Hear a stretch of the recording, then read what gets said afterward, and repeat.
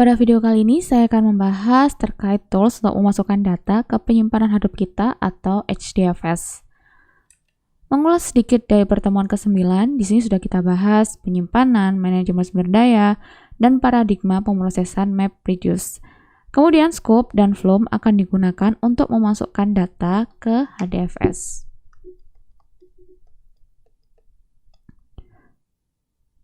Flume akan digunakan untuk data semi-terstruktur dan tidak terstruktur, sedangkan scope digunakan untuk data yang terstruktur.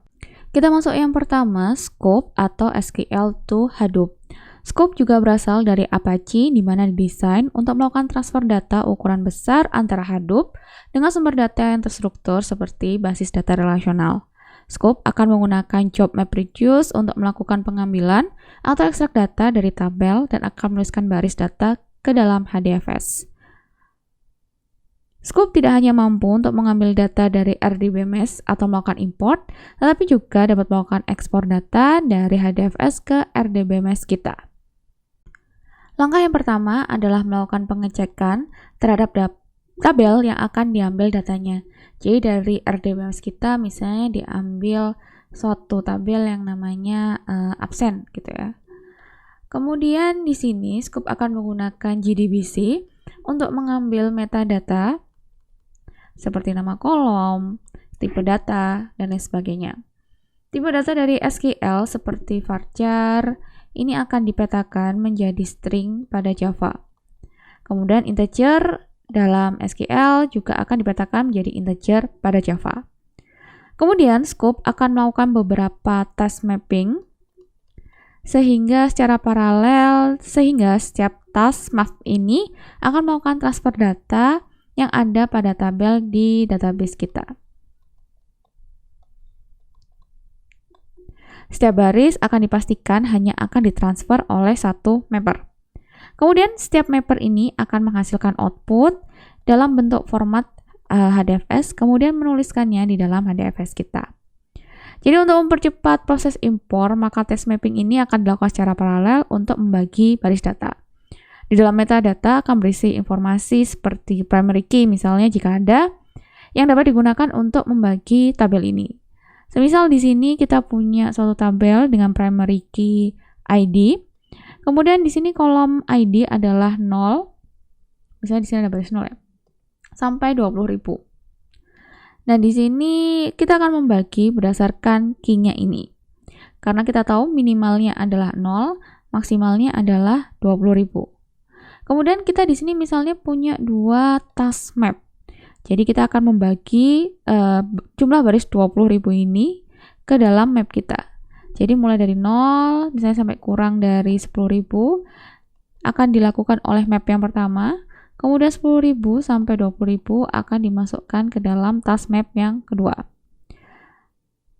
Maka task pertama akan mengambil baris dari ID 0 sampai kurang dari 10.000 dan task yang kedua akan mengambil baris dengan ID 10.000 sampai 20.000. Jadi di sini query-nya akan mempunyai where clause yang berbeda, yaitu akan disesuaikan dengan ID yang digunakan. Secara default, Scope mempunyai 5 mapper. Dan jika kita melakukan setting mapper hanya ada satu, maka di sini tidak ada konsep paralelisasi. Pada saat kita melakukan impor, maka sebaiknya tidak ada proses yang melakukan pengupdatean data. Karena jika ada proses yang melakukan update data, maka konsistensi ini akan tidak baik. Jadi sebaiknya update tidak dilakukan. Jika kita mempunyai n buah mapper untuk melakukan pengambilan data, maka akan ada n proses untuk transaksi basis data kita.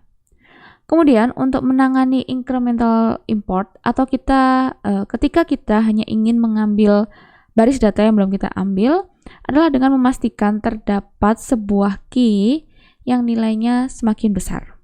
Sebagai contoh yang tadi misalnya ID gitu ya, dia sudah sifatnya auto increment sehingga kita bisa tahu key mana yang terakhir kita ambil dan berapa nilai key yang kita ambil berikutnya. Sehingga kita bisa memastikan tidak ada baris yang diambil 2 kali. Dan dengan seperti ini kita punya key acuan yang mana kita sudah ambil yang terakhir kali.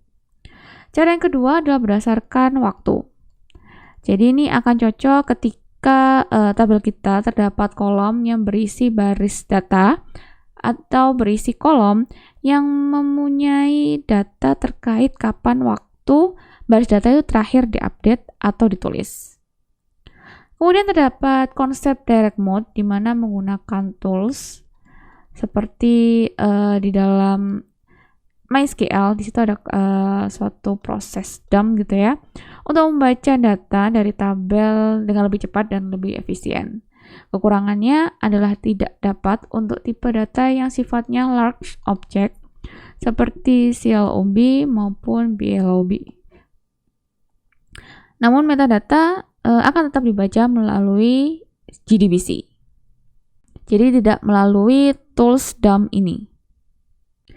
Kita lanjutkan ke Flume. Flume juga dari Apache yang merupakan sistem terdistribusi dan dapat diandalkan atau reliable untuk melakukan pengumpulan data yang besar, serta dapat melakukan agregasi dan melakukan perpindahan data log yang besar dari berbagai sumber, dan melakukan penyimpanan ke penyimpanan data terpusat kita, seperti HDFS maupun HBase. Di sini untuk Flume memang untuk data yang tidak terstruktur, cuma dalam contohnya ini lebih banyak untuk yang sifatnya data log. Penggunaan Flume tidak terbatas pada agregasi log data, karena sumber data dapat dibentuk sedemikian rupa sehingga Flume dapat melakukan transfer data secara besar, seperti data lalu lintas jaringan atau data yang terbuat dari sosial media. Seperti pada Hadoop dan Scoop, Flume juga dibuat dengan Java dan membutuhkan Java Runtime Environment. Untuk menggunakan Flume, maka dibutuhkan suatu Flume Agent yang merupakan proses Java yang menjalankan source. Kemudian di sini dia terhubung dengan channel. Kemudian terhubung dengan sink. Nah, ini satu agent Flume. Jadi ketiga komponen ini adalah agent dari Flume. Sebagai contoh, semisal kita ingin mengambil data dari web server, maka source akan mengkonsumsi event atau misalnya berkas di sini. Kemudian dari sumber data ini, maksud saya source, ini akan menerima event dari generator data tertentu. Jadi di sini misalnya web server. Kemudian source ini akan mengirimkan event ke channel yang mana akan menyimpan event sampai nanti akhirnya akan dikirimkan ke sink. Nah, dari contoh ini data akan disimpan ke dalam HDFS. Namun dalam prakteknya pengiriman dari sink ini dapat ke agent yang lainnya juga. Kemudian Flume ada konsep event tadi ya.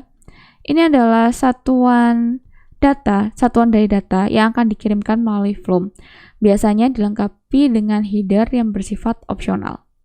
Kemudian untuk arsitektur di sini ada dua macam. Yang pertama adalah single agent, yang kedua adalah multiple agent. Jadi seperti contoh tadi sebelumnya, kita misalnya punya sumber data dari web server. Kemudian di sini kita akan terhubung dengan satu agent yang terdiri tadi beberapa komponen source, kemudian channel, dan juga sink.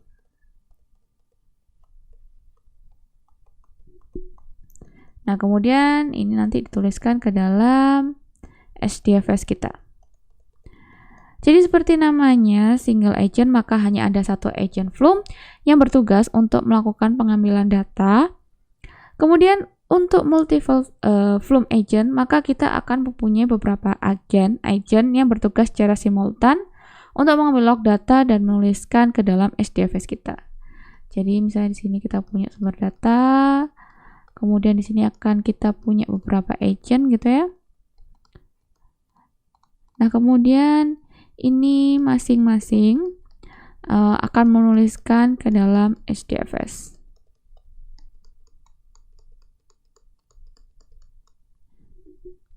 Nah, bisa juga dalam multiple agent ini output dari agent tertentu akan menjadi input dari agent yang lain.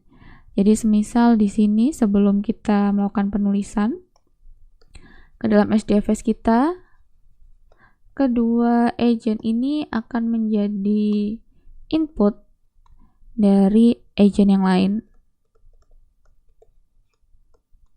Kemudian baru dari agent yang ini dia akan menuliskan ke dalam HDFS kita. Kemudian untuk keuntungannya kita menggunakan Flume. Jadi ini Flume dapat melakukan penyimpanan data ke HDFS dan HBase. Kemudian dapat menjadi mediator antara sumber data kita dengan penulisan data kita di HDFS. Karena kecepatan generasi data dan kecepatan untuk penulisan dalam HDFS ini bisa berbeda. Jadi dia akan bertugas untuk mengatasi perbedaan kecepatan ini dengan mengatur data di dalam Flume ini sebelum dituliskan ke dalam HDFS kita. Jadi itu dulu sedikit terkait tentang Flume dan dengan scope. Kita akan pelajari detailnya di dalam praktikum kita berikutnya. Sampai jumpa di video pertemuan berikutnya.